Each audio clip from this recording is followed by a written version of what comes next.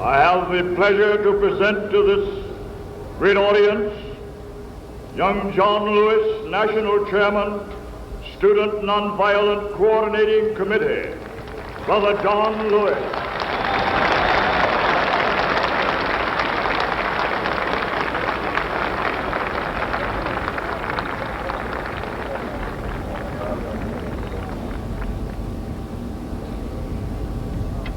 We march today for jobs and freedom, but we have nothing to be proud of. For hundreds and thousands of our brothers are not here, for they're receiving starvation wages or no wages at all.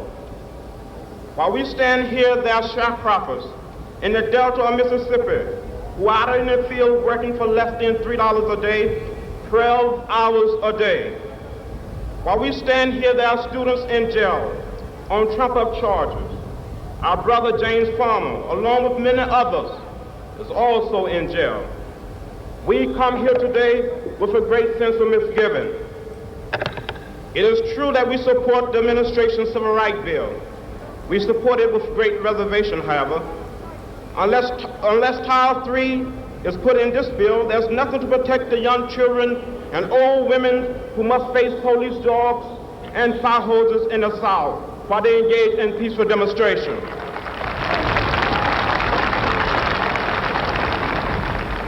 In its present form, this bill will not protect the citizen of Danville, Virginia, who must live in constant fear of a police state.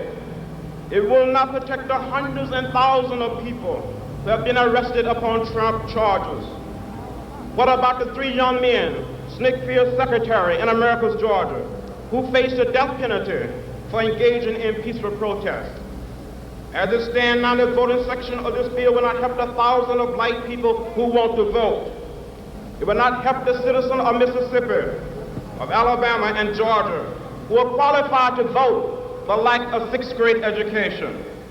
One man, one vote is the African cry. It is ours too. It must be ours.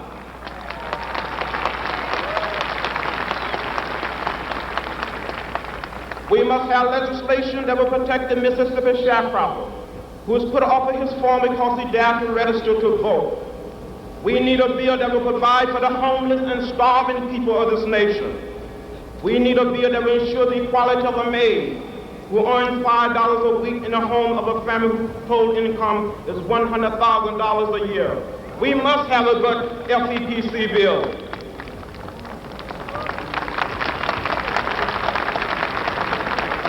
My friends, let us not forget that we are involved in a serious social revolution. By and large, American politics is dominated by politicians who build their career on immoral compromise and allow themselves an open form of political, economic, and social exploitation. There are exceptions, of course. We salute those. But what political leader can stand up and say, my party is a party of principles? For the party of Kennedy is also the party of Eastland. The party of Jarvis is also the party of Goldwater. Where is our party? Where is the political party that will make it unnecessary to march on Washington? Where is the political party that will make it unnecessary to march in the streets of Birmingham? Where is the political party that will protect the citizens of Albany, Georgia? Do you know that in Albany, Georgia, 9 of our leaders have been indicted, not by the Dixiecrats, but by the federal government for peaceful protest? But what did the federal government do when Albany Deputy Sheriff beat Attorney C.B. King and left him half dead? What did the federal government do when local police officials kicked and assaulted the pregnant wife of Slater King and she lost her baby? Those who have said be patient and wait, we must say that we cannot be patient. We do not want our freedom gradually, but we want to be free now.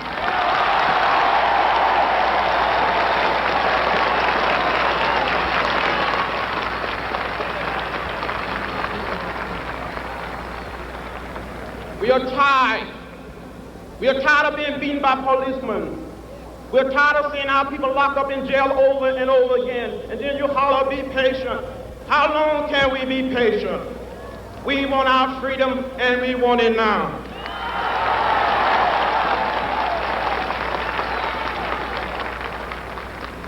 We do not want to go to jail, but we will go to jail if this is the price we must pay for love, brotherhood, and true peace.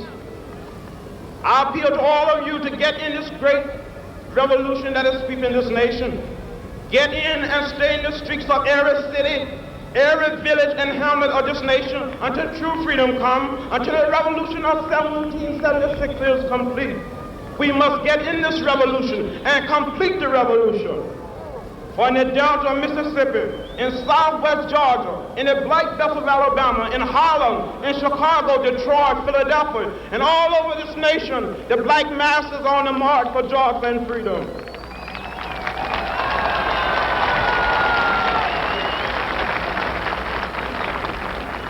We're talking about slow down and stop. We will not stop. All of the forces of Eastland, Barnett, Wallace, and Thurman will not stop this revolution.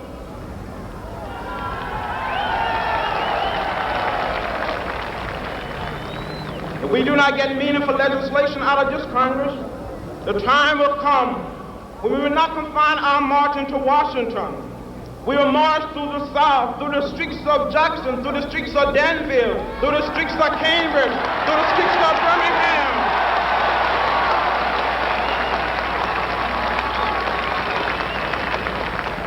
But we will march with the spirit of love and with the spirit of dignity that we have shown here today. By the forces of our demand, our determination, and our numbers, we shall splinter the segregated South into 1,000 pieces and put them together in the image of God and democracy. We must say, wake up, America, wake up, for we cannot stop, and we will not and cannot be patient.